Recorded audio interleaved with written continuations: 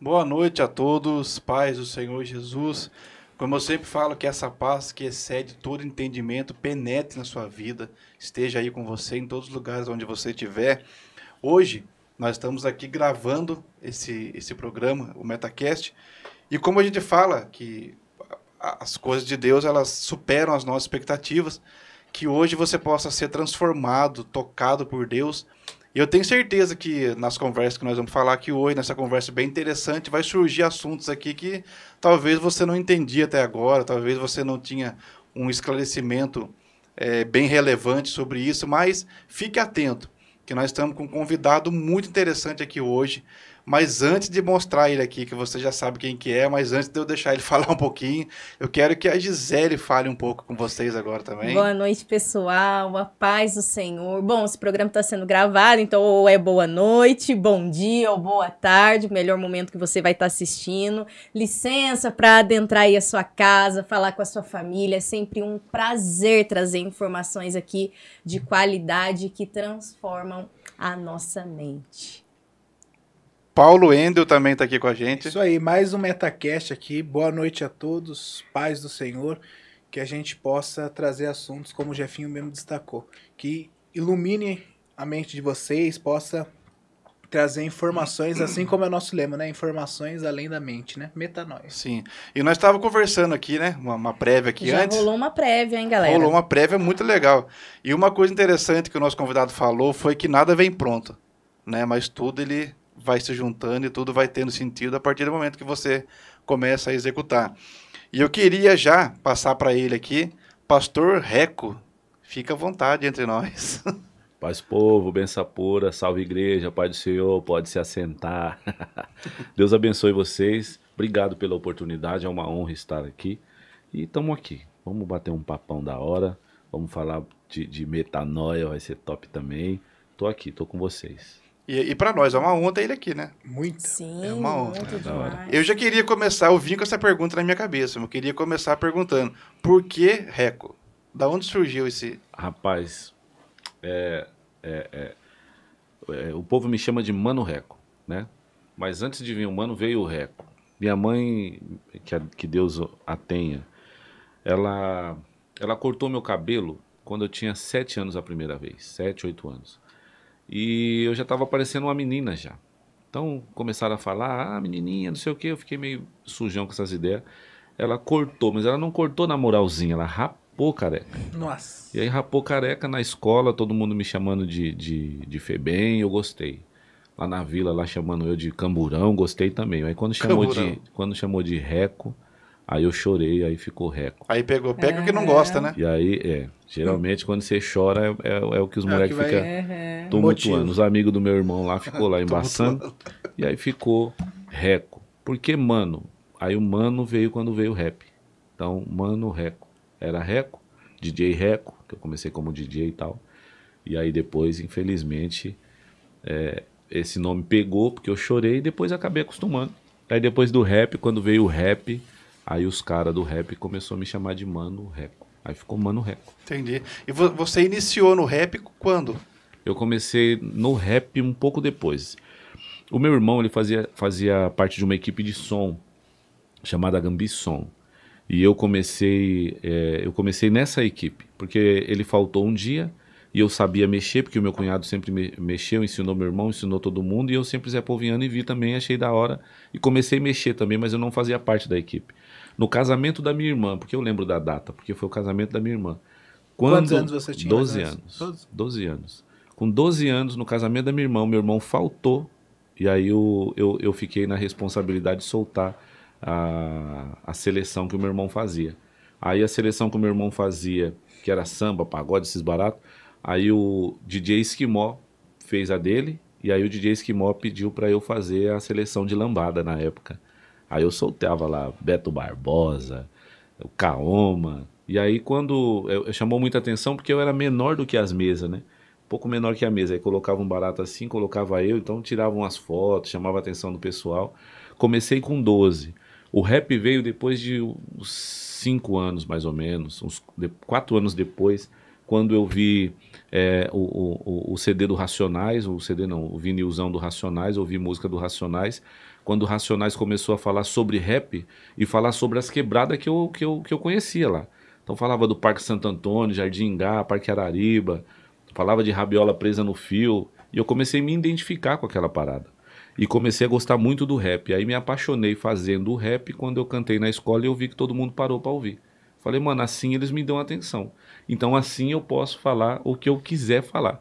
E o louco é que eles me davam atenção e eu gostava de estar ali. Era um lugar que eu tava que eu não queria sair dali de jeito nenhum. Então eu percebi que aquilo ali me trazia vida.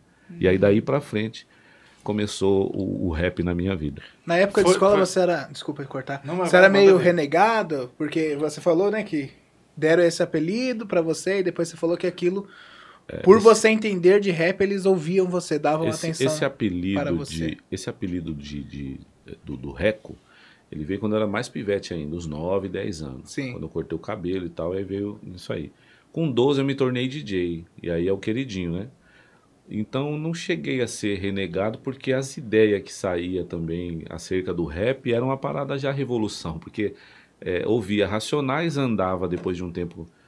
por causa de equipe, de DJ e tal, essas coisas todas, acabava andando perto de uns caras bons, tipo Sabedoria de Rua, uns caras lá de São Paulo que faziam muito sucesso, abria show para Racionais, e eu me tornei DJ desses caras também. Então, bacana. Primeiro eu fui DJ, mas quando eu abri a boca para cantar com a voz que eu tinha, que ela é grave hoje, mas ela não começou assim, mas já tinha uma voz diferenciada lá atrás. E aí eu me apresentei um trabalho através do rap. E aí eu cantei a primeira vez no auditório da escola. E aí foi 1000 grau. Quando eu falei, cantei, era Gritos do Medo, tipo o nome da música. Okay. E era 1000 grau, porque na época lá era uma época que os pés de pato tava a milhão, tipo, matando bandido, matando os caras na rua, umas loucuras, corpo coberto com jornal, essas coisas todas é real, tipo, acontecia lá. E eu não vivia isso, não vivia, não estava envolvido, porém... pivetinho, vendo tudo isso, os caras que cantavam rap, onde eu era DJ, vivia denunciando esse tipo de coisa. Sim. E aí quando eu tive a oportunidade na escola de fazer o meu trabalho, escrevendo e falando o que eu quisesse, meu Deus. Aí tem uma música do Racionais que falou muito assim, tipo, me incentivou muito, que chama Negro Limitado. Então naquela época lá estavam falando bastante sobre racismo, e pai não era muito ouvido. Então, eu fiz um trabalho baseado nisso, juntava uns trechos da música do Racionais, fazia umas loucuras que eu tinha escrito também, e soltavam as bases lá nos vinil, ligavam as caixas de som que não era ativa na época, era tudo analógico, você solta e faz, as professoras impactadas com o que ouvia. Por ser escola, não coloquei palavrão na época, né? Sim. Depois, na época do Detentos do Rap, aí é outra fita. Porque agora vocês vão ouvir o que eu quero que vocês ouçam. Mas na época, na escola, eu falei, não vou pôr para não ser censurado. Eu quero que elas gostem, porque... E aí depois dessa apresentação, assim, tipo, na escola ficou muito conhecido, assim, o queridinho, assim, o menino do rap, sabe? O cara que faz o rap, aquele moleque ali faz rap, o bicho é zica mesmo, ele faz um rap e tal. Bacana. Aí comecei a ser chamado como Mano Reco. Né? E essa época do Detentos do Rap, como que foi? Começou... A época do Detentos começou depois... Então, assim, eu com 15, aí é um outro paralelo. Eu com 15, eu queria ser o que o meu pai era. Eu tinha uma cabeça da hora. Dos 15 até os 22, eu não queria mais ser o que o meu pai era. Eu queria ser o que o traficante da quebrada era. Sim. A vida que eu tinha e as coisas que eu vivia e que o rap também me proporcionou viver, a ir, eventos... fazer show de rap, fazer eventos como DJ. Depois de um tempo fiz uma escolinha de DJ ali, ainda era menor de idade ainda, fiz uma escolinha de DJ, os caras sempre colou na escolinha de DJ.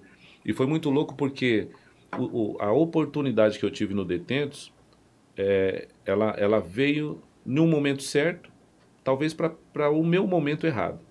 Porque eu queria ser o que meu pai era. Dos 15 aos 22 eu queria ser o que o traficante era. E aí com 22 eu era tudo o que eu queria ser. E aí eu acabei com a minha vida. Tipo, foi 1000 grau as coisas que aconteceu comigo nesse sentido. Porque com 22 eu era isso, com 24 o Detentos do Rap explodiu.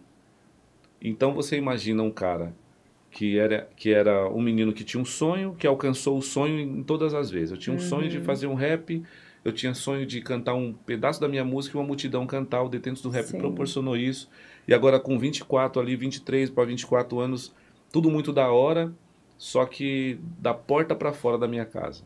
Vivendo uma máscara e vivendo a pior fase da minha vida, no sentido, a pior frustração de um homem não é quando você tem um sonho e não alcança. Porque a falta de alcance de um sonho motiva você a seguir para alcançar. Agora, a pior frustração eu tinha tudo que eu queria. Eu era tudo que eu queria ser, mas eu continuava com o vazio aqui dentro. Ô, Reco, eu queria perguntar para você se nessa fase você se deu conta daquilo que você cantava, né? A mensagem que você carregava é uma mensagem muito forte, é uma mensagem verdadeira, né? Mas você tinha essa noção que essa mensagem, ela poderia embalar a história de muitos jovens? Outros. Top as ideias. Veja bem. Não, essa é zica, filho. Mas veja bem, o ruim é que você sabe, mas a única verdade que você tem é que o mundo te ofereceu. A minha verdade era aquilo, eu morria por aquela verdade, por não conhecer uma outra verdade.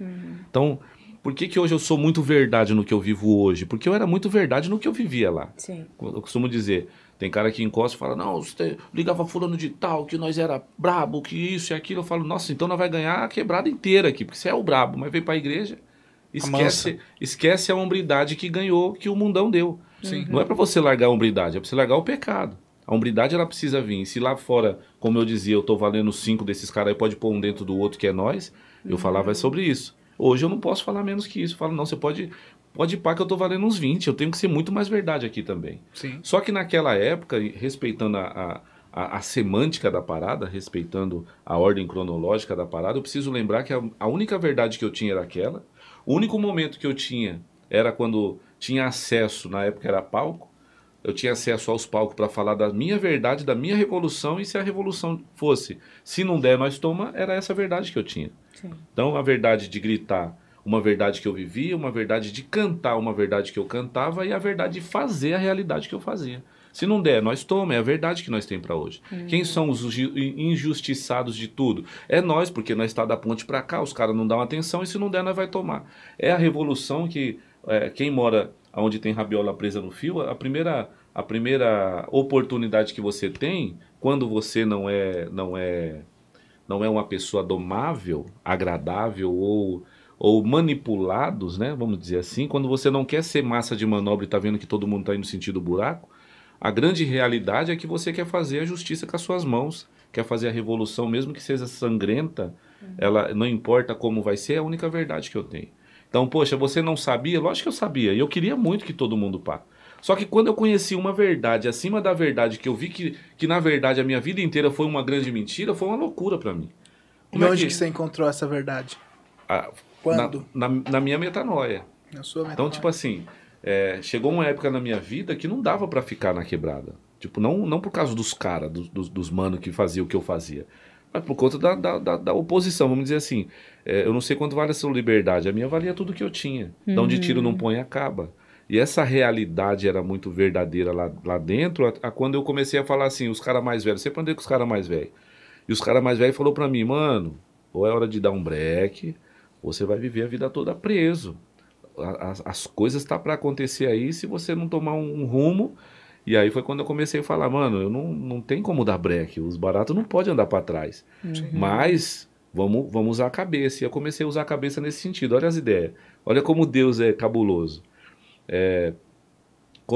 Eu trouxe alguém mais novo para perto, comecei ali a fazer com que ele fizesse e fosse de frente em umas coisas que é total da minha confiança, recebi o que tinha que receber, pagava o que tinha que pagar e estava ali, mas eu comecei a fazer o quê para não ficar moscando na quebrada? Comecei a fazer vários cursos. Então fiz psicologia da linha humana, didático de ensino, direção ofensiva e defensiva.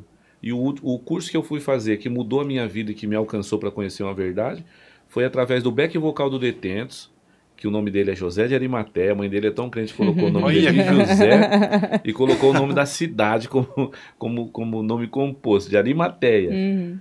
E o louco foi que esse cara cantava na igreja, por não ter raiz, cantou com nós também no mundão. E na época não tinha raiz, mas sempre foi um cara do coraçãozão da hora e tal. Tanto que hoje está de novo, a gente dá o que a gente tem, né? Então hoje está firmão de novo na igreja, na presença de Deus. Mas o grande caso é que esse cara, foi através dele porque chegou uma época na minha vida que eu cantava, eu chegava nos shows depois que começou a nossa apresentação. E antes de acabar eu entregava o microfone e saía fora, porque eu sabia a vida que eu estava vivendo. Eu nunca gostei de misturar o rap ao rap, e o que eu vivia era o que eu vivia. O rap é o rap, não tem nada a ver o rap com o crime. O rap é o rap, o crime é o crime. Mesmo que eu cantasse no rap o que eu vivia, não misturava as coisas. Quem estava comigo não se envolvia no que eu estava envolvido. Sim. As pessoas que não é. As pessoas que era e era de verdade. Porém, o que aconteceu? O Pité, sem entender, o Pité é o José de Arimateia. Me abraçou e falou: "Ei, bro, sabe por que nós canta com você?" Eu falei: "Não sei não." Ele falou: "Porque eu gosto de você pra caramba. Você sempre foi um cara simples, tirou foto com todo mundo e pá. E agora você tá nessas ideias." Eu falei: "Mano, deixa eu te contar um segredo. Sabe por quê? Sabe os bagulhos que aconteceu na quebrada? Eu tô envolvido em quase tudo.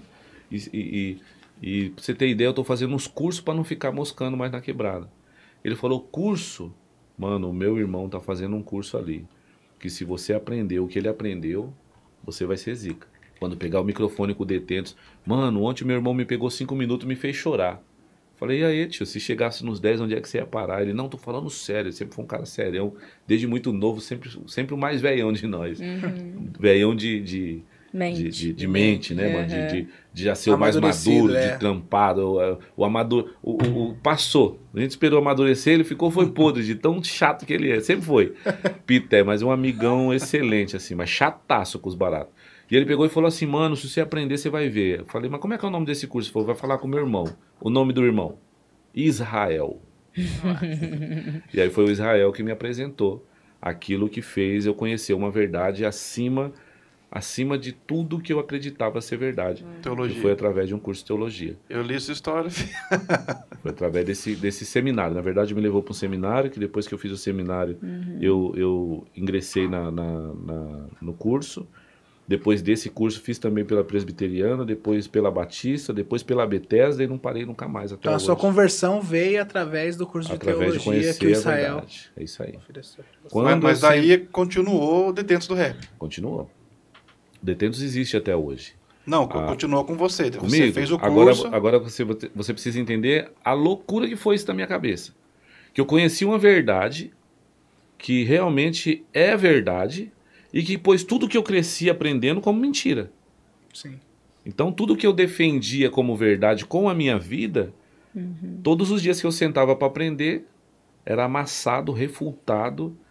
Imagina, numa classe de seminário onde Assembleia de Deus, missão. O bigode dos caras não tinha um pontinho para fora.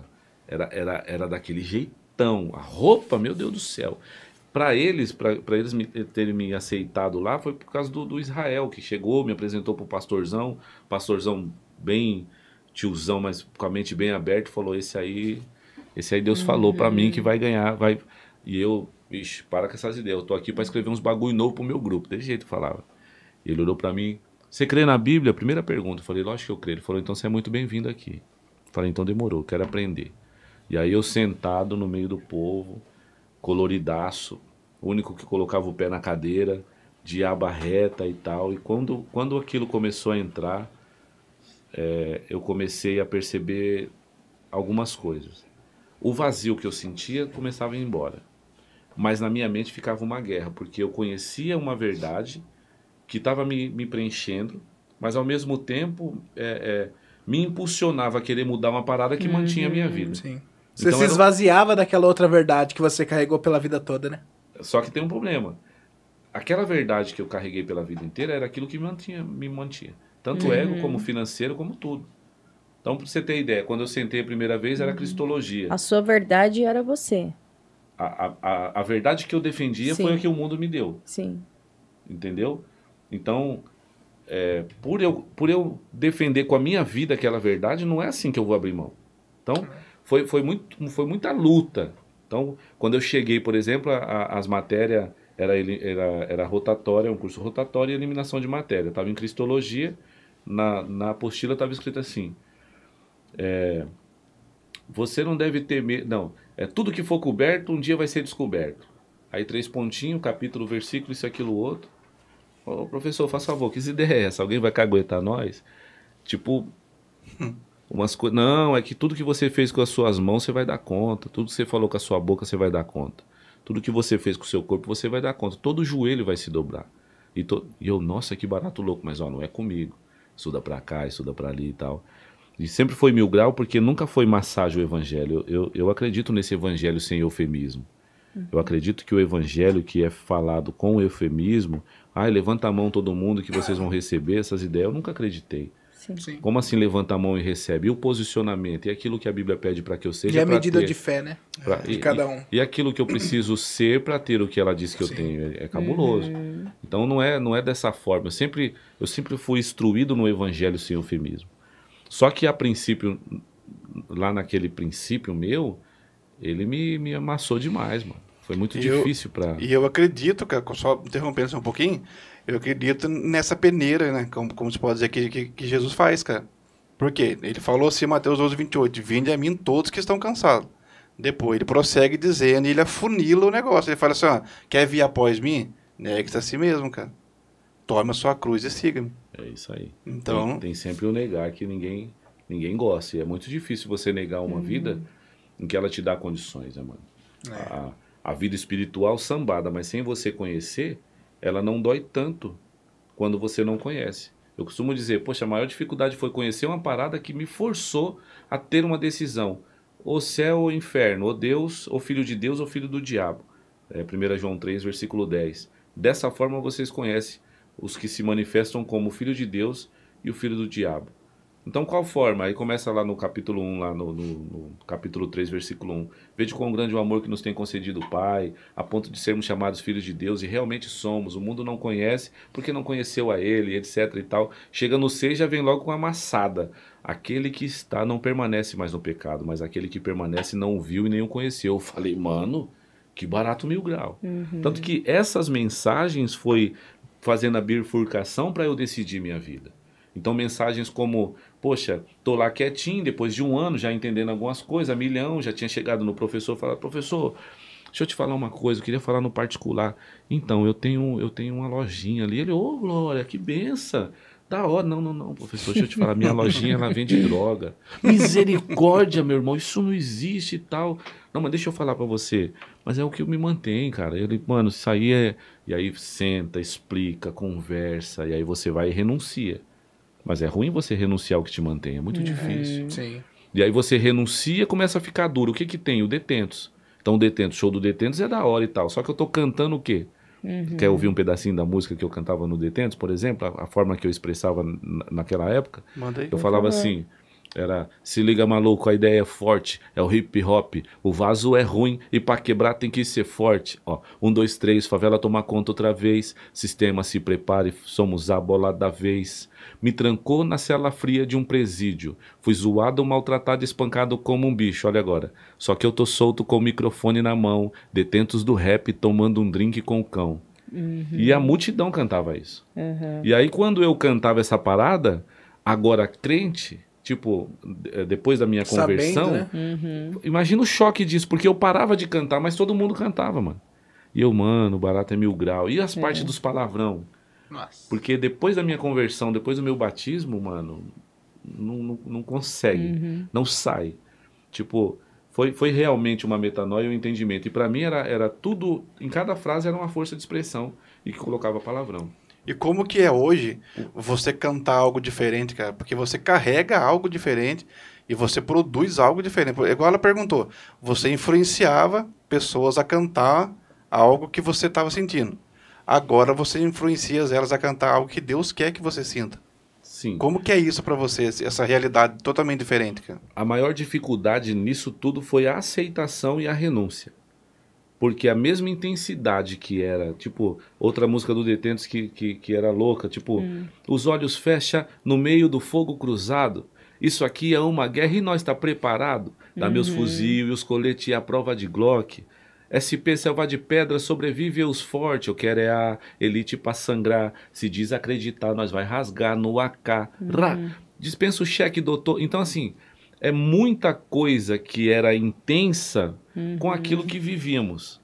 Aí eu te falo, após a conversão, a intensidade, ela quadriplicou. Então, assim, após o entendimento, após eu entender que eu não vou me converter o corpo, eu não tô ali, eu tô indo sentindo o buraco, todo mundo tá falando, tem um buraco, só porque todo mundo voltou, eu tô voltando. Não, não é isso. É realmente a metanoia. É tipo, tem um buraco, quem pôs? Quem é? Quem é meu inimigo? Da onde que veio esse cara? Porque na teologia, a intensidade é grande pelo fato de ter conhecido realmente quem é o inimigo. Eu não tenho... Sim. O meu inimigo não é as pessoas. O meu inimigo é quem age nela. Mas para eu entender isso foi uma loucura aqui dentro. Para eu entender que sem eu conhecer meu inimigo, eu não entendo a cobra no Éden. Sem entender a cobra no Éden, eu não entendo a queda do homem. Sem entender a queda do homem, eu não entendo as alianças. Se eu não entender as alianças, eu não entendo o que perdemos quando caímos. Se eu não entender o que perdemos como caímos, eu nunca vou entender uma boa notícia sobre os profetas. Se eu não conhecer os profetas ou a boa notícia, eu acho que a boa notícia é uma coisa, mas não é uma coisa, é um alguém. E se eu não entender que esse alguém é o próprio Deus, eu nunca vou amar. E é por isso que muitos se convertem com sons, lágrimas, legal, mas aceitaram não ao Deus Cristo, não a Cristo Deus, aceitaram um louvor que me emociona e me quebranta. Sim. Que o louvor é elogio, atrai a presença e me quebranta. É impossível você não se sentir bem naquela presença. Mas quando você tem um entendimento, você entende que a presença não está lá na igreja, exato, onde nos manifestamos como igreja. Essa presença está aqui agora. Então, com essa intensidade, quando você vai escrever, ela se torna tão verdade, ou mais verdade, ainda mais porque lá fora, se desse mancada, não é um dedo que você perde, é a vida. E agora aqui dentro, a gente entende que, peraí, na tricotomia eu sou a parte espiritual, cara. E foi totalmente direcionado a viver eternamente com o Pai. E eu vou escrever qualquer verso? Não posso, mano. Eu vou falar qualquer coisa? Não posso. Eu vou trocar isso tudo por qualquer coisa? Não posso, mano. Então, a dificuldade foi a transição e a renúncia. Mas após a renúncia, na certeza do que isso aqui é verdade, aí explica por que... Poxa, mas você é doido, então você se converteu para ganhar dinheiro? Não, o dinheiro eu ganhava no Detentos. Dinheiro eu ganhava fazendo outros bagulho que a gente fazia e ganhava dinheiro. Então você se converteu para alavancar a carreira? Não, o Detentos do Rap, depois que eu saí, gravou com todos os rappers mais conhecidos do Brasil. Racional, o Brau, o Eduardo Facção. E era para eu estar lá. Então não foi eu não me converti para fazer carreira artística, mano. Eu me converti porque eu entendi uma verdade a ponto de dedicar a minha vida a isso. Então, assim, como que é carregar isso? É simplesmente falar a verdade, cara. Eu não consigo falar meia verdade na presença de Deus. Eu não consigo. Sim. Eu não consigo não ser intenso com 10 ou 1 milhão de pessoas ouvindo uma mensagem. Eu não consigo ir num lugar que é evangelismo e sentar ali antes com os caras para trocar umas ideias que tá sentado na calçada. Eu não consigo diminuir a intensidade aqui e fazer a intensidade maior na hora do evento. Então eu tô aqui, vamos fazer um evento. Eu trombo os caras, paro para trocar as ideias com os caras. A mesma intensidade que vai ser eu pregando, sim, vai ser eu falando com esses caras. Por quê? Porque é uma verdade que, mano, mudou a minha vida, mudou a minha história. E você saiu, cara, no ápice do Detentos. No ápice do Detentos. Tipo, na transição da onde o Detentos estava para aonde ele ia estar, que era o ápice. E aí foi uma loucura, porque aí você vê o empresário e fala, você é louco, vou te pôr na cadeia, aí você fica doido, né? Porque sim, você não é eu não sou um alguém no mundo artístico, eu sou um produto. Então eu sou um produto chamado Mano Reco, que a Sony Music distribuía, que o empresário era dono segundo um contrato, e que eu precisava fazer o que tinha que fazer. Sim. E aí era 1000 graus, assim. Aí quando eu ouvi essas ideias, embargou meu CD. Foi uma história cabulosa, assim, de verdade. Mas no final tivemos êxito, né? Deu tudo certo. Você tentou arrastar aqueles que estavam com você no Detentos do Rap? Na época que você conheceu a verdade, as coisas, ou você viu, tipo, a verdade que era tua até por um pouco tempo, eles pregando aquilo, entre aspas, e você conhecendo a outra verdade, o outro lado? Não, eu não conseguiria mudar. Como eu disse, assim, a ideia de... É igual o Paulo quando fala, né, de uma carta para outra, quando o Lucas está escrevendo lá para Teófilo, apesar que aquela parte aparentemente não aparenta ser a continuidade de Lucas falando, mas quando Lucas fala de um capítulo para o outro, você lê de um capítulo para o outro. Mas tipo, daqui a pouco a frase fala assim, e passou 3 anos Paulo preso, então foi 3 anos. Sim. E ali de uma coisa para outra, igual contando aqui a história, assim, né? Tipo, a renúncia foi difícil, mas a renúncia ela não é de uma hora para outra simples como a gente contar aqui agora. Sim. Na semântica ela é doída. Então, quando eu me converti, eu aceitei Jesus, eu ainda vivi a pior parte da minha vida. Eu fiz coisas horrorosas, horríveis, porque o diabo ele não... tipo assim, a minha oposição, eu sou um corintiano. Se tiver um palmeirense aqui na mesa, você é minha oposição nesse time. Na época era questão de matar e até morrer por causa disso. Mas a gente sabe que é oposição. Então quando eu falei assim, eu não quero mais ser desse time aqui, agora eu quero ir para Jesus, a oposição se levanta que não quer que eu fique. Sim. Então no mundo espiritual, nas guerras da vida, as coisas que aconteceu durante essa transição, ela foi muito cabulosa e não foi de um dia para o outro. Então para você ter ideia, para eu me converter, eu tive que, para você ter ideia, eu parei de fazer rap. Parece loucura, mas teve um período que se eu não paro de fazer rap, eu não deixei o Detentos porque eu não gostava. Eu deixei o Detentos porque no convívio com os caras eu não conseguiria mudar. Sim. Mulherada, gandaia, droga véia, mulher véia, bola véia. Não conseguiria. A vila onde eu morava, pela vida que eu vivia, eu tive que sair de lá, porque tudo que acontecia, liga o rap, conhece todo mundo, isso mesmo, tal. E aí você acaba se vinculando com uma ligação que roubaram não sei o que, mas a gente precisa achar porque é de um parceiro, e liga outro menino lá e outro menino, você não consegue desvencilhar. Então, casei, e a primeira coisa que a minha esposa sempre falou, enquanto não cortar o cordão umbilical com a vida velha que você tinha, a gente não vai conseguir. Pô, mas a gente não consegue, porque a gente passa mal veneno, perdi patrocínio, show de rap é o que me mantinha, não tenho mais. Minhas biqueiras velhas, as que eu tinha as que eu tinha arrendado eu devolvi, as que tinha que era ali eu mandei parar. E como é que vai fazer?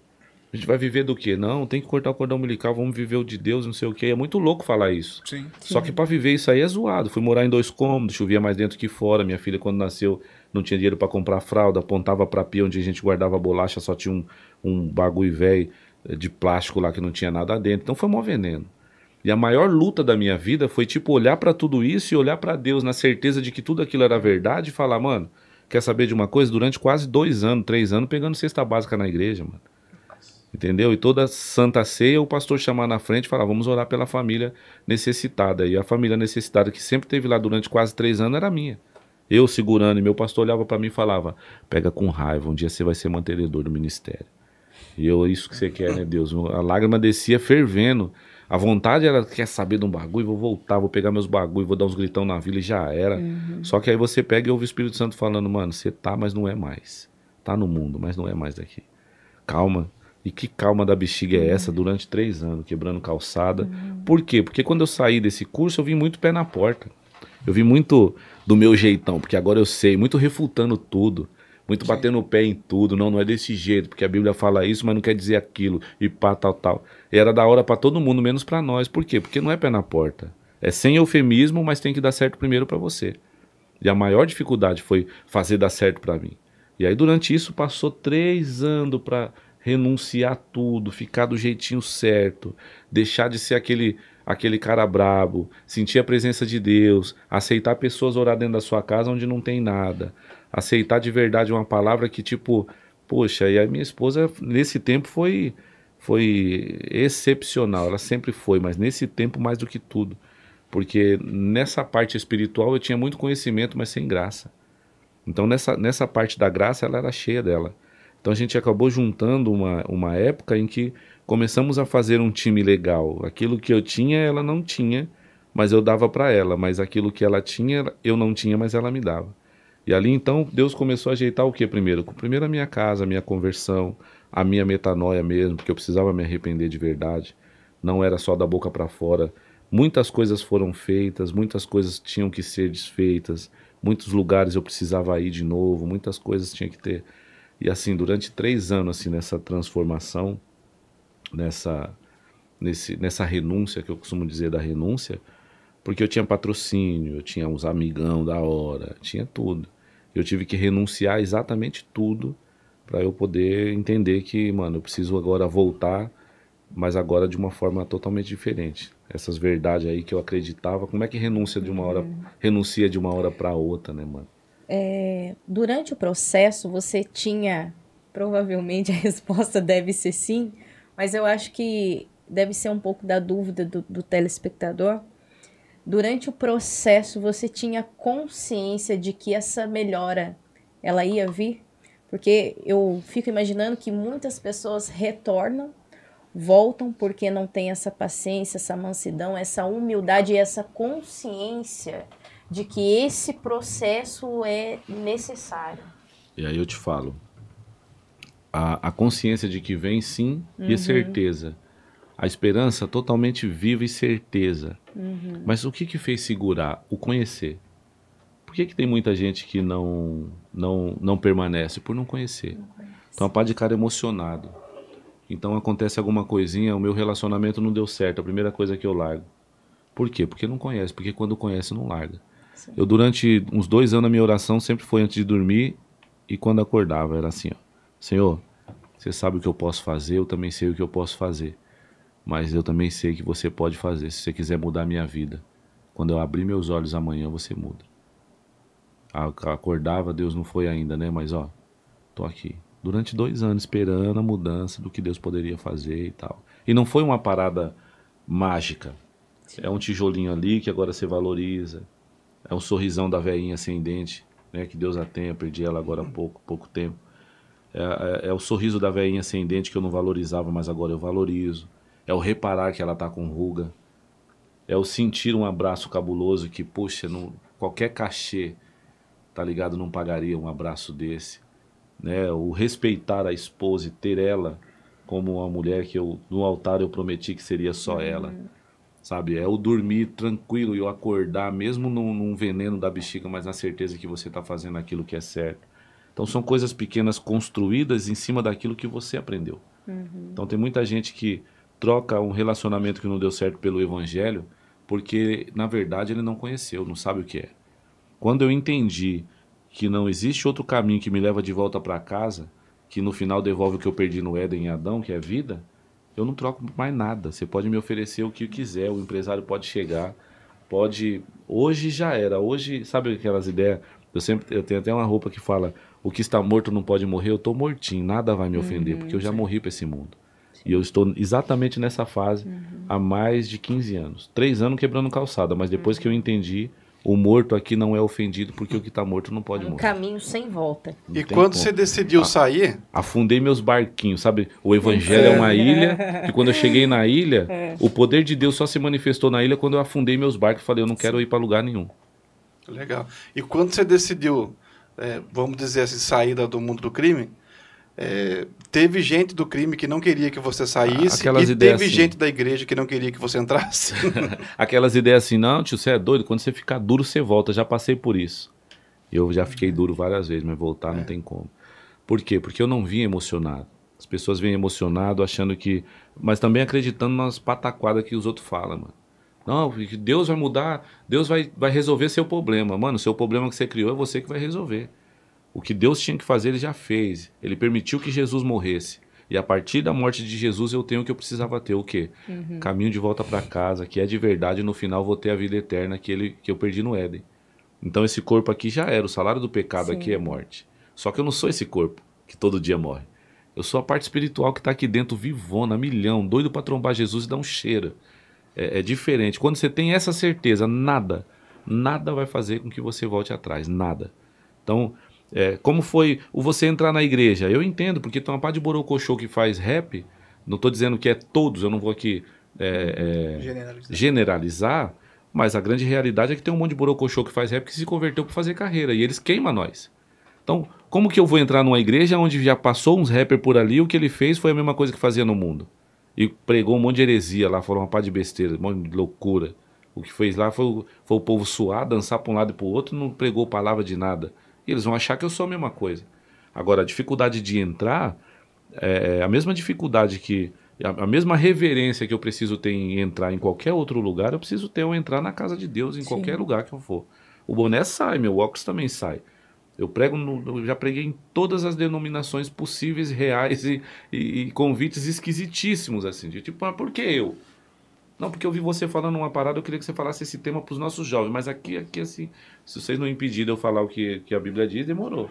Então, assim, mas para chegar nisso, a gente quebra muitas barreiras que pessoas mesmo colocaram. Sim. Então, por exemplo, o meu jeitão. O meu jeitão, não dá para mudar.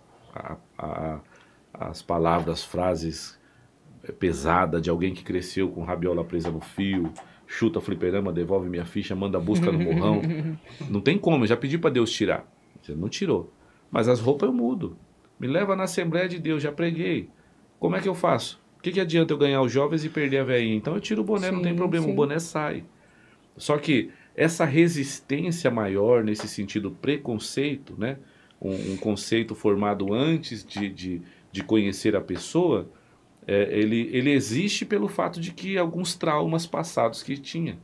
Então são muitas pessoas que era para ser exemplo e não foi exemplo. Agora o próximo que aparentemente parece, ele também não vai ser. É só o menino do rap. E aí a maioria das vezes quando a gente vai, né, as coisas tudo muda quando ouve o que tem a dizer. E aí essa ideia muda. Aí eu sou até tratado melhor. Triste, mas real. Isso aí. Mano Reco, você falou muito da sua mãe. Minha mãe. Sua mãe. Mas paternidade, pai, lado do pai, você teve? Meu pai tá lá até hoje em casa, lá. Velhinho, agora eu que tô cuidando dele. Velhinho. E ele ajudou nesse processo? Como que Tudo. foi teu lado com teu pai? No meu caso, assim, na desconstrução de caráter, desconstrução não, né? Construção do meu caráter foi muita safadeza da minha parte mesmo. Sim. A opção de ter olhado a rua e deixado brilhar mais lá fora do que lá dentro, porque o meu pai sempre foi um exemplo. Entendi. Eu que fui um mau exemplo. Você mesmo falou, né? Até um certo ponto, teu pai era teu maior herói. exemplo. Ele chegava na minha casa com um cabo de vassoura nas costas, com as compras, né, mano? E eu olhava aquilo ali e falava, mano, um dia eu vou ser esse cara. E aí chegava com os danoninhos, os bagulhozão da hora lá dentro, eu queria ser o que ele era. Então ele sempre foi um cara excepcional, né, mano? Exemplo. Ele nunca foi exemplo assim, como alguém crente, né? Então eu, quando era moleque, eu tive o meu pai como alguém pai, zica mesmo, o protetor, o que direcionava da forma que era a verdade dele, mas nunca tive um pai que sempre me direcionou no caminho, porque ele não era do caminho. Hoje ele está na igreja que onde eu pastoreio lá, mas ele nunca foi do caminho, ele veio ser do caminho agora, depois de muitos anos desandadaço. Então eu via meu pai nos forrobodó, via minha mãe injuriada com ele, falando, Jesus vai te matar, porque você é terrível, você é um safado e tal. Então ele nunca foi exemplo como um pai cristão, mas ele sempre foi um exemplo como um pai que sempre manteve a educação, sempre ia na escola, sempre quebrava na madeira se precisasse, sempre via ele ser muito ríspido com os meus irmãos, entendeu? Sempre foi um exemplo. Meu pai, ele continua sendo o meu herói, ele voltou a ser meu herói quando eu me converti, porque aí eu olhei para o lado, olhei para o outro, eu falei, o cara mais perto do que eu preciso me tornar, fora o meu bispão que cuidou de mim, pá, é meu velhinho, porque ele sempre foi o pai que nunca deixou faltar nada. Sim. Agora, o problema foi aqui, que o zóio brilhou para outros lados. Infelizmente, eu abracei com as 10, né, do que tinha. E você é pastor de uma igreja, você não é pastor só em uma igreja, você é pastor de uma igreja, você pastoreia pessoas. Eu pastorei uma igreja chamada Resgatando Valores. Qual é a maior dificuldade que você encontra hoje, em relação aos jovens, cara? Aos jovens, ufa. Ufa. Eu não vejo dificuldade com os jovens, cara. Eu não vejo. Eu vejo um processo que é necessário passar de ter que desconstruir o que a rua construiu ou que a família desestruturada construiu de uma forma errada. Então, assim, os jovens que são pegos com verdade, eles sentam para ouvir. Se você tem o que dá, no sentido ter que desconstruir isso que foi construído errado, mas é só se você quiser, porque se não quiser você continua na vida velha vazia. Você quer mudança? Vamos, eu vou morrer por você. Não quero mudança, então vai-te embora, deixa nós viver a vida. Sim. Agora, tipo, olha o docinho, a luzinha para piscar, para te agradar. Dança mesmo em pecado, porque uma hora Deus te mude. Você está amarrado em nome de Jesus. Mas eu estou dizendo assim, eu não vejo dificuldade. Eu vejo um período de desconstruções que precisa ser feito e que precisa ser seguido de uma forma séria. Então, se você fala assim, vai para a direita aqui para a gente desconstruir isso, mas ele viu que você também foi para a direita, é de boa. Faz assim, mas deixa eu olhar. E a primeira coisa que eles vão fazer é olhar para você. Não, tem uma vida pá. Deixa eu olhar para a pastora se ela sorri, se ela é uma mulher alegre. Deixa eu dar uma olhada no jeito que falam, como que se tratam. Aí é questão de prazo, de período. Sim. Agora, mano, ninguém muda ninguém sem ser exemplo, mano. Mas você percebe que ele segue a mesma linha sua? A intensidade que tem depois da conversão é bem maior do que a de antes? Sim. Tipo, isso é legal, hein? A dificuldade que eu tenho com alguns jovens também são jovens que vêm de uma outra escola e que acaba aprendendo de uma forma errada. Aquela escola que não respeita a vírgula, aquela escola que coloca o cavalo onde não tem cavalo. Sim. Entendeu? Não. Aquela escola que fala que o diabo está fazendo uma coisa que não é... O diabo ali não é o diabo ali é o lobo. Então, aquela escola esquisita que ensina de qualquer jeito, quando vem, chega rodopiando, mas nunca mudou a vida. Sim. Então, você chama para perto, troca umas ideias e fala, o último aqui é o que você faz, aqui o primeiro é você ser. E aí você precisa ser. E você não tem que vir para a igreja, você tem que querer muito vir para a igreja. Porque se você só vai ter esse desejo se você entender o que é o ser primeiro igreja, sim, depois o se comunicar como igreja, o congregar como igreja para ter o poder que a igreja tem junto com todos. A igreja sou eu no individual no sentido de salvação, mas a igreja só manifesta o poder quando a igreja se torna nós também. Então quando você passa a ensinar essas coisas e se torna leve o ser antes de ter que fazer, aí as coisas fluem. Quando você me falou, eu tomei um susto, porque eu achei que você ia falar assim, que você tem mais dificuldade na igreja hoje. A maior dificuldade que eu tenho na igreja hoje é com crente velho, que veio da escola velha. Quando eu falo velha, é as velhas que arrasta, não é a velha que segurou nós até hoje, com oração, jejum, consagração. Estou falando a igreja que é a igreja do Senhor. Eu estou falando uma igreja que ela sempre pregou só religiosidade. A igreja que prendeu pessoas com medo. Trava as pessoas com medo. O limite não é a educação bíblica, mas o limite é impor medo. Se você fosse tá na maldição, é isso que eu estou dizendo. Sim. Então a maioria das pessoas que vem numa formação velha, que é essa formação que eu estou dizendo, que é a religiosa, ao qual que o diabo é culpado de tudo, que teologia é coisa para doido, que o Espírito Santo me revela tudo. É a maior dificuldade que eu tenho com esses caras. Porque quando eu sento para trocar umas ideias e falo assim, eu tenho um plano, são as primeiras pessoas que falam, mano, você é doido. Vai perder tempo com isso é loucura. Isso aí não. Quando Deus quiser fazer, Ele vai fazer. Mas espera, calma. Não. Quando Deus quiser fazer, eu sei que Ele é poderoso para fazer, Ele faz, mas o que Ele tinha que fazer para que isso acontecesse já foi feito. E como é que a gente pode conversar sobre isso? Não, eu prefiro que aleluia. E aí é fogo. Aí é a maior dificuldade. As maiores pessoas, assim, as pessoas que mais saem, as pessoas que não se identifica com hoje a igreja que somos lá, parte dela, né? Que são pessoas religiosas que não conseguem entender o que a Bíblia diz. E a religiosidade mata, né, cara? A religiosidade, ela consegue colocar uma pessoa aqui dentro e colocar uma tampa e fechar a pessoa aí.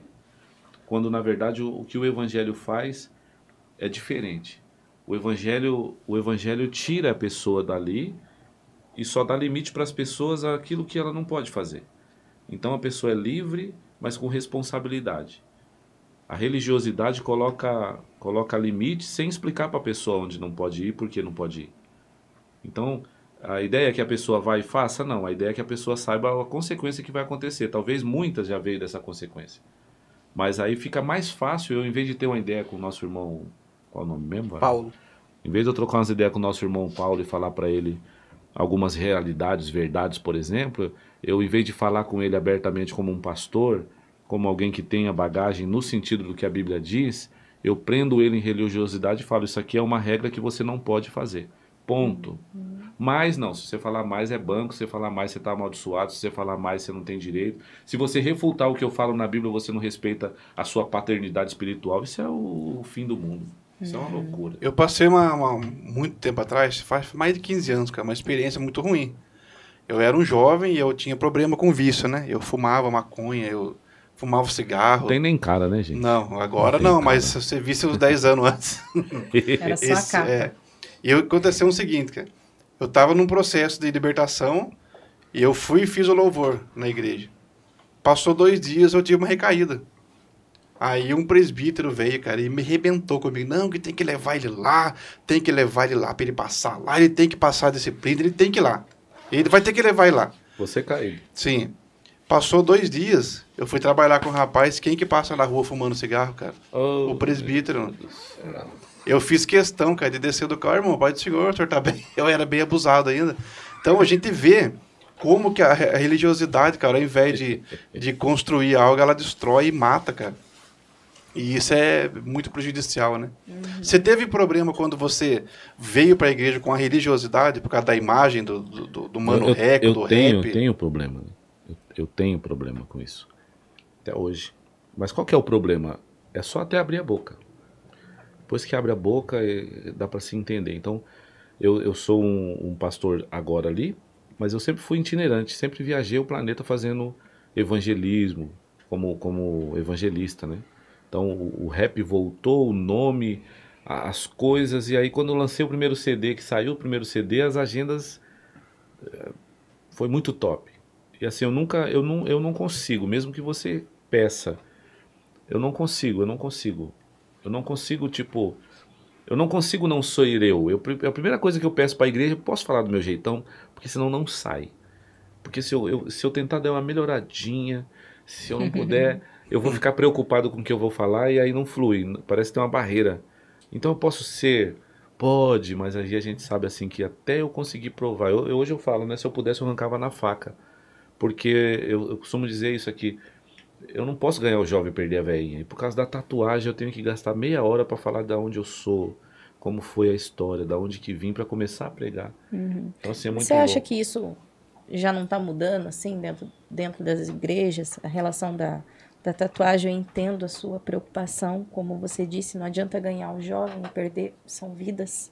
Mas você acha que isso já está sendo um pouquinho mais fácil, assim, de entender, de compreender, das pessoas até saberem que você tem uma história por detrás disso?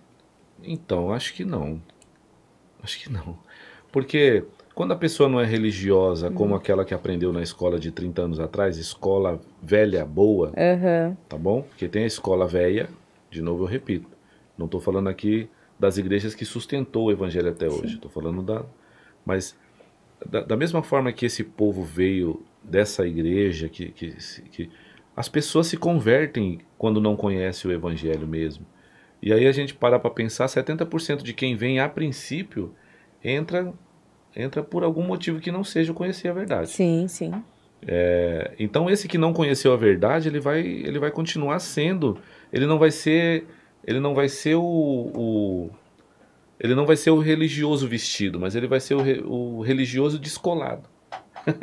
E aí, tipo, você vai começar a perceber que, tipo, poxa, Deus não poderia mudar um rapper, então por que não mudou o jeito que fala? Ele é o religioso que não se veste como o antigo, mas ele é o religioso que pensa. E o legal é que ele não vai passar fumando um cigarro lá fora, lá embaixo, mas a senha do celular dele deve ser umas 4 ou 5, mais o olho, mais o dedo, porque só tem pornografia lá.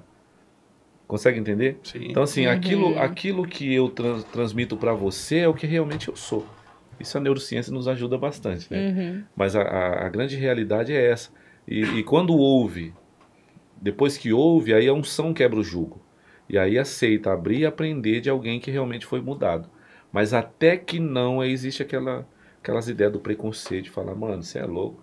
Como é que o pastor deixa esses baratos acontecer aqui na nossa igreja também? Aí tem que investir na introdução, né? Para poder, do sermão, né? Aí tem que tirar. Eu não consigo... E é por isso que a gente fala, né? A minha esposa, quando fecha, sempre fala assim, a única coisa que o pastor exige é no mínimo 1 hora. Porque é 15 minutos falando de onde eu vim, quem eu sou, para poder começar a aplicar coisas que o evangelho exige a aplicação. Porque se eu começo a aplicar, aparentemente parece que eu estou batendo numa parada que quem não sabe de onde eu vim, vai achar que qualquer coisa está sendo pessoal. E não tem nada pessoal, né? Sim. Onde veio o chamado pastoral, Reco? Meu irmão, fiquei 15 anos na mesma igreja. Sim. Então, foi 3 anos quebrando calçada, nesses 15 anos, mas foi tipo uns 2 anos assim que foi zoado. Aí eu fiz teologia 2 anos. 1 ano eu aceitei Jesus, esse 1 ano foi quebrando calçada para me converter. E aí depois mais 5. Depois de 5 anos eu entrei numa igreja e fiquei. Onde a primeira pergunta da pastora foi, mas que bênção, né? Legal, uau, que bom te ouvir. Escuta, quem é a sua esposa? Aí, não tem. Eu tenho uma namoradinha que a mãe é polícia, mandou lá pro Ceará, lá pra casa do Chapéu. Como é que é o nome do lugar lá, nega? Onde você... Lá pra Paraíba.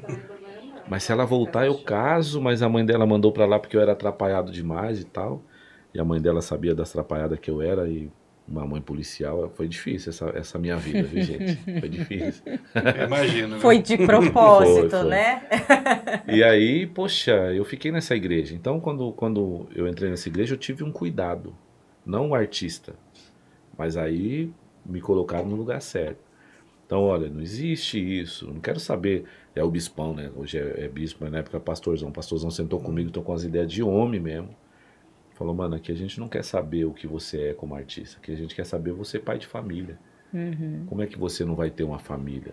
O que precisa? Não, mano, se eu tivesse dinheiro, mas olha o que eu fiz. Esses anos aí quebrei tudo, desfiz de tudo, tô duro. Falei, não, a igreja paga, fica tranquilo. A igreja mantém o seu casamento, mantém a sua vida e a gente vai cuidar de você. E aí eu, sério? Então... Aí ela vivia me ligando no secreto, né, nega? Eu falei, se você voltar, nós casa. E aí veio embora, passamos ainda 1 ano e casamos, né? Acho que foi 4 anos de loucura, 1 ano nessa igreja que foi a transição, e aí ficamos acho que uns 16 agora, nesse tempo na igreja. Lá, eles não aceitaram o meu diploma, achei interessante também. Falei, não, aqui você tem que começar do zero, mano. É interessante que você aprenda. Aí hoje eu consigo entender porque que um diácono, por exemplo, pode subir lá na oportunidade e falar, gente, não faz xixi rodando não, porque dá trabalho para limpar. Eu entenderia um diácono falar isso, porque, mano, nós limpamos muito banheiro e eu entendo que é isso, nesse sentido de que, parece que tem gente que vai no banheiro e faz as coisas rodando, porque é terrível essas coisas, né? Nem sei se pode... Tá tranquilo, mano? Tá, sossegado. Tranquilo. Tá com a carinha assim de tipo... essa parte eu vou editar. Não vou nada, filho. Tô brincando. Mas aí eu entendo hoje isso. Então foi um cuidado do início, tirar carrapicho, de sentar e até eu chorar arrependido porque eu queria matar os obreiros, porque os obreiros queriam os bancos da frente, mas não queria estar no caminhão com nós no sol, evangelizando, tocando os baratos que tem que tocar, nem montando o som, nem nada. Então foi uma trajetória cabulosa. 15, 16 anos depois, eles me chamaram a minha esposa também e falaram, olha, Deus tá querendo que... Eu falei, puxa, mas se cair o óleo aqui, você vai perder o evangelista da hora, deixa isso pra lá e tal. E foi numa transição cabulosa que a gente estava querendo fazer uma base missionária, que eu sempre amei estudo, sempre quis capacitar pessoas para enviá-los, né? Então era para ser uma base missionária e esse plano todo. E aí foi quando eu falei para eles, vamos fazer o seguinte, se você me dá 1 ano, se eu arrumar um lugar, você me consagra dentro do lugar que eu tiver. Se não arrumar, você deixa isso pra lá, deixa eu ganhando vida por aí mesmo. Aí ele, amém. Mas não tem outro jeito. Aí passou 1 ano, no mesmo lugar que eu levantei a mão, aceitei Jesus, que eu contei a história da teologia, o mesmo prédio eu tô lá hoje como pastor.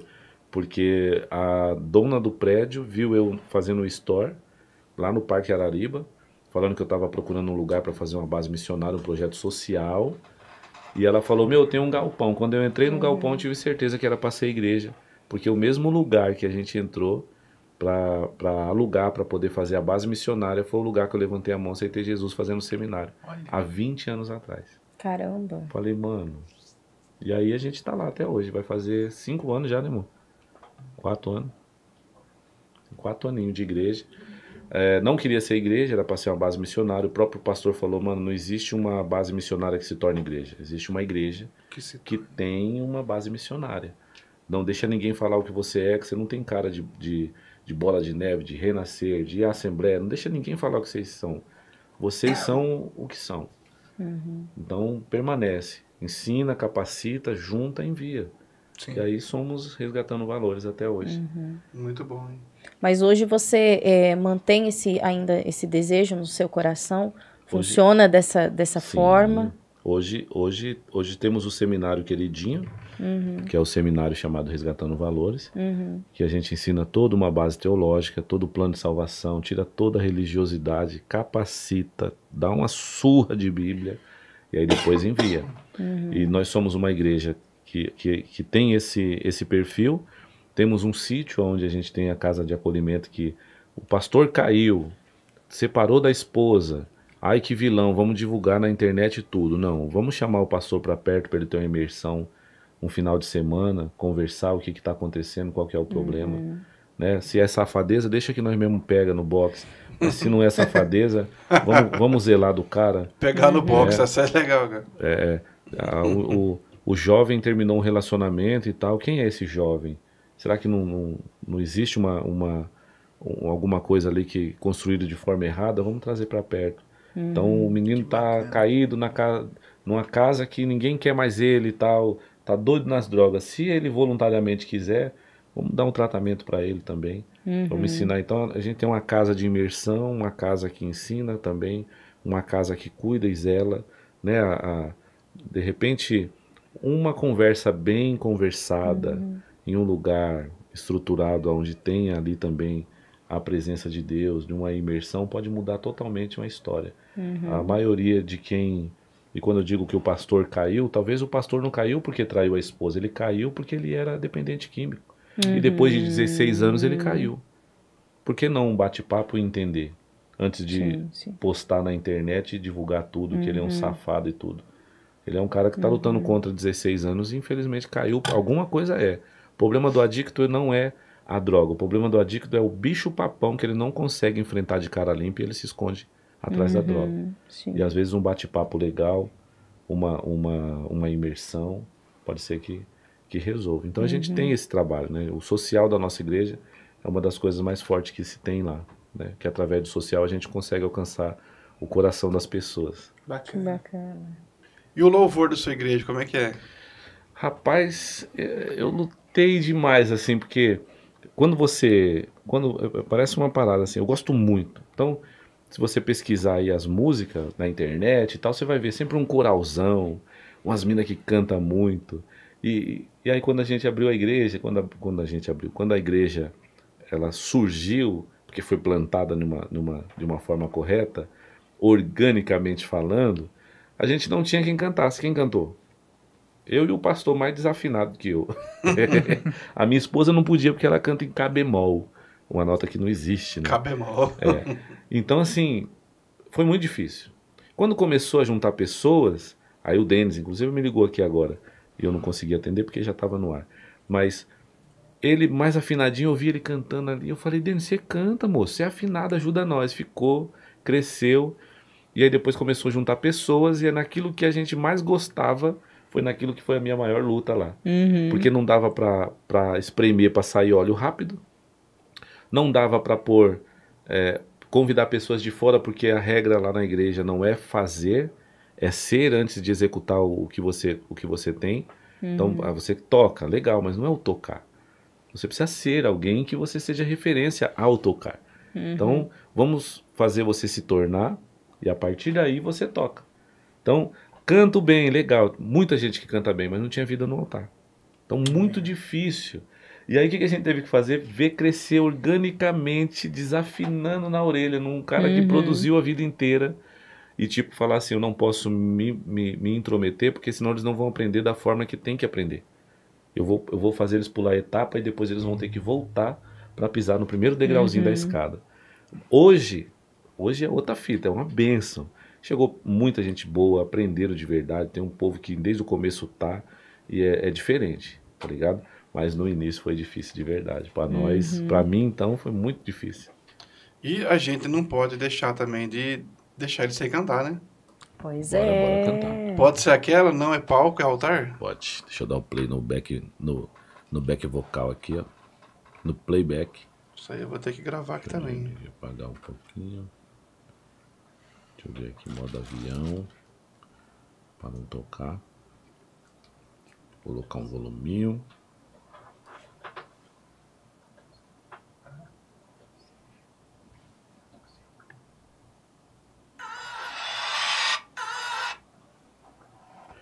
a hora que quiser. Essa música eu escrevi chorando. É a principal música do CD Metanoia. E o nome dela Não é Palco, é Altar. Eu pedi pra Deus assim: papai, faz um favorzão pra mim. Não mostra nada desses bastidores não, deixa eu quietinho. E ele foi e descortinou os bastidores. E aí, através dessa descortinada, eu escrevi esse som. Não é palco, é altar. Teologicamente, sei que o altar hoje é outra fita. Baseia-se mais em sentimento, coração, etc. e tal. Mas eu entrei na vibe do normal. Então, o palco aqui e o altar aqui é realmente aquilo que a música diz. Tá bom? Beleza. Vamos ouvir. Anota aí. Se Deus falar com você, você dá um glória. Se tiver alguma coisa errada, por favor, me ajuda a ser melhor. Escreve e fala que não concordou, que eu vou ser melhor e vou melhorar. Tamo junto. Preste atenção na letra. Ouve só. Ó, pode falar, diz que o Reco que falou, que aquilo que eles cantam pra mim não é louvor que por amor, não vem cantar aquilo que não vive, quer subir no altar, ministrar, mas não se define, o evangelho não é estilo musical, aqui cê só engano que não é espiritual, ó, como falar de amor se você não ama, como falar de ser liberto se cê tá preso na fama, cê quer cantar né, meter os groove louco, mas se tiver que abrir a Bíblia, tá no sufoco, não é julgar, é como Paulo exortou. Não é mentira, pois foi Deus quem revelou. Oh, e o seu pastor? Onde é que você congrega? Ovelha de qual pasto? Ou é os lobos da festa? Quem é pior, você sem santidade ou é os pastor que te deu oportunidades? É várias festas, vários mover. Muito se esquece o que Jesus mandou fazer. O importante é o som de qualidade. Responde aí. É ou não é verdade?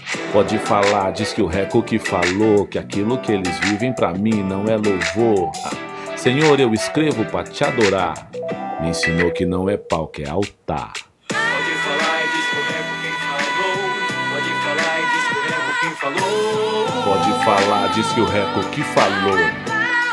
Não é pau, que é altar. Pode falar e diz que o Reco quem falou. Pode falar e diz que o Reco quem falou. Pode falar, disse o Reco que falou. Ó, e não é pau que é altar, não é os panos, é as vestes brancas. Em todo tempo com o óleo da esperança. Não só pra rapper, mas também pros pastor. É pros obreiros e pros líderes de louvor. Não somos nada, tio, quem nos usa é Deus. Então por que se sente como se o púlpito fosse seu? É que tem vez que é melhor ficar calado. Tem gente usando o altar, João, pra mandar recado. Falar em línguas, mas não há dos anjos, pois em facção é o diabo te usando. Por isso chega em casa, é só intriga. Cê quer ganhar os seus, mas só age na mentira. Deus é fiel, mas é nos dois extremos. Onde cê te vejam, ele tá te vendo. Muitos me falam como era antigamente. Só entrar no bar, pegar fiado e dizer eu sou crente. Podia pegar, irmão, tudo que quiser. E só por ser crente pagar quando cê puder. Mas é que hoje é ao contrário. É só dizer eu sou crente. Xiii, é enrolado. Não culpo o ímpio, irmão, eu culpo o mau exemplo. Porque até política no altar eu só lamento. Senhor, eu escrevo pra te adorar. Me ensinou que não é pau, que é altar. Pode falar e diz que o Reco quem falou. Pode falar e diz que o Reco quem falou. Pode falar, diz que o Reco que falou. Pode falar e diz que o Reco quem falou. Pode falar e diz que o Reco quem falou. Ó. Pode falar, diz que o Reco que falou, que aquilo que eles vivem pra mim não é o amor. Cê pode ir pá, irmão, que aqui não amarela. Que serve é esse? Levanta as mãos e mostra as cueca. Que adorador, tio, você é um lascivo. E segundo a Bíblia, você corre com o inimigo. Não é julgar, é como o apóstolo exortou. Nem é mentira, pois foi Deus quem revelou. Nós somos livres, mas nem tudo nos convém. E nem é pra tudo que os crentes diz amém. Cê quer ser membro? Venha como está. Mas pra cumprir o ID não é pau que é altar. É morrer pra viver, é perder pra ganhar, é descer pra subir, é não ser pra estar, é chorar pra tu rir, é apanhar e amar, é nem sempre vencer, mas tá de pé pra lutar. Na tradução é ser ministro, mas no original não é ter isso como um apelido, é ter limite. Levar a sério não é cantar gospel, é viver o evangelho. Cê tá num game não, cê tá numa guerra. E se vacilar o inimigo te esquarteja, e aos pedaços não adianta chorar. Só depois lembrar que não era palco, era altar. Eita! A voz nasceu pra isso, né? É isso. Gente, foi programada pra arrepiar, isso, cara. É uma música que a gente tem que colocar pros nossos filhos. Até caiu o celular aqui. Ouvir, cara, e que verdade. Você é dos meus, cara. Eita glória. Sem eufemismo, sem eufemismo? Que bom. Sim. Glória a Deus. Eu e o Jefinho aqui, o Vitor, nós fazemos parte do louvor da nossa igreja. E a música, né, a gente acho que já discutiu algumas vezes isso, né, Jefinho? Como ela é perigosa, né? Ela é perigosa porque, como você já falou, induz, né, as emoções e tudo mais. E eu queria que você falasse um pouquinho sobre essa musicalidade, como que a musicalidade ela tem esse poder de atrair e talvez enganar sem converter. Então, nós precisamos entender.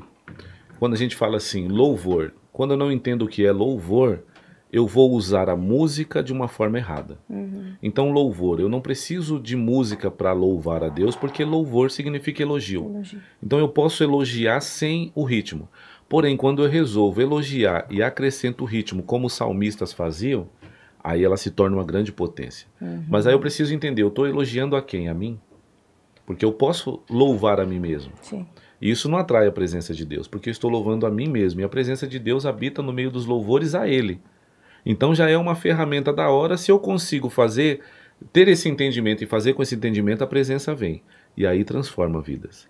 Agora, precisamos entender como que vai funcionar essa parada. Como que eu por exemplo, lá na nossa igreja, como que vocês trabalham na igreja com essa questão de música secular? Primeiro, não existe a música secular e a música gospel, né? A música evangelho, que ideia é essa? Como que é isso?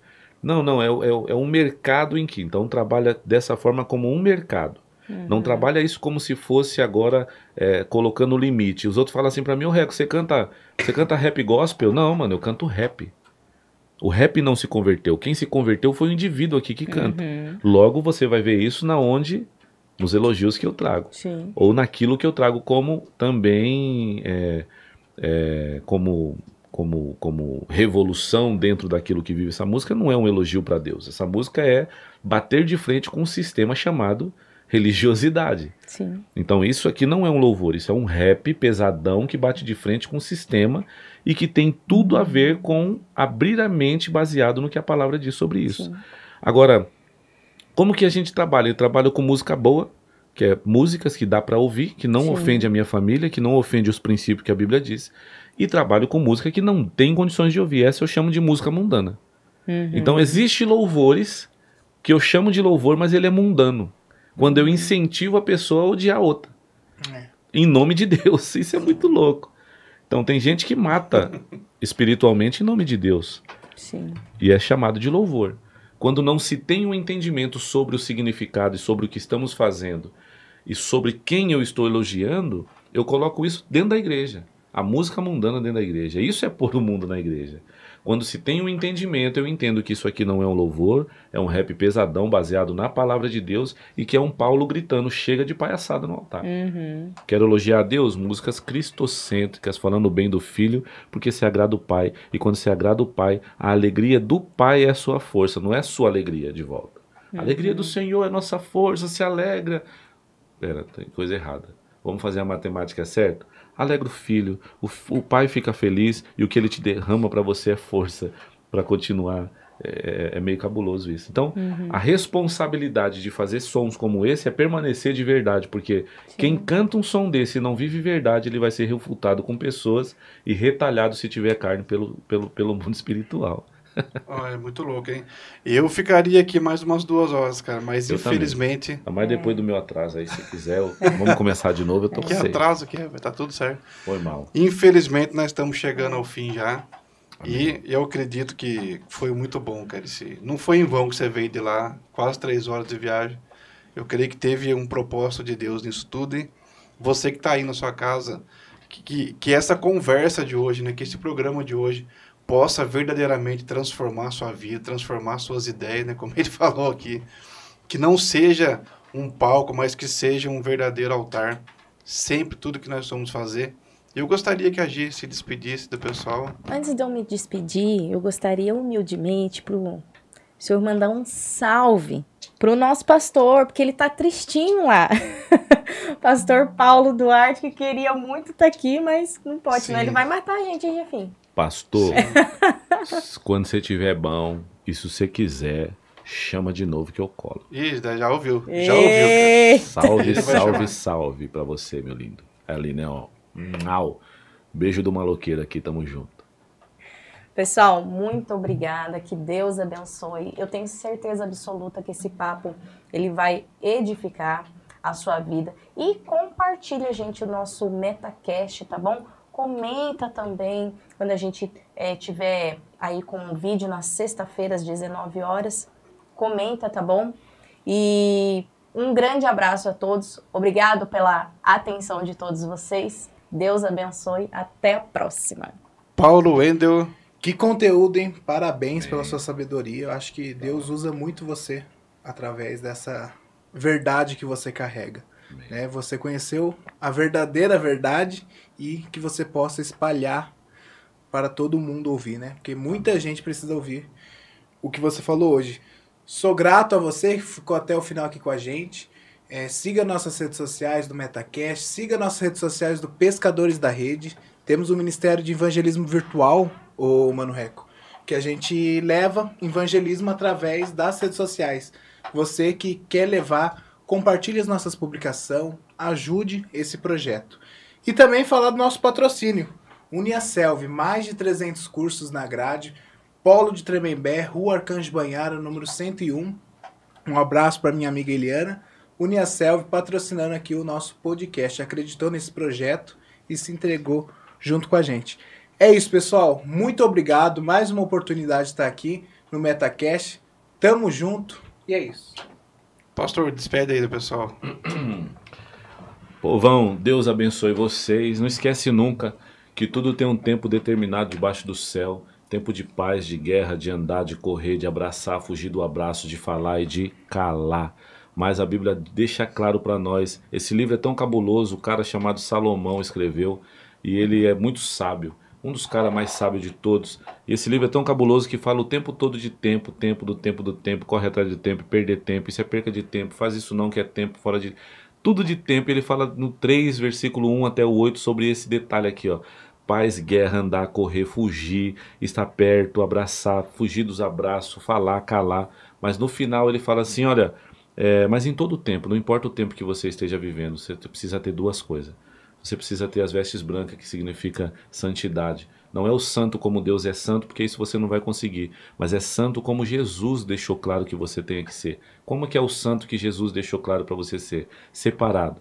Aquilo que ele foi, você pode ser. Aquele que era do mundo, agora não é mais. Quem mentia, não mente mais. Quem traía, não trai mais. Quem roubava, não rouba mais. Os boca suja não pode ser mais boca suja. É diferente, porque as vestes brancas significa isso. Santidade, nesse sentido.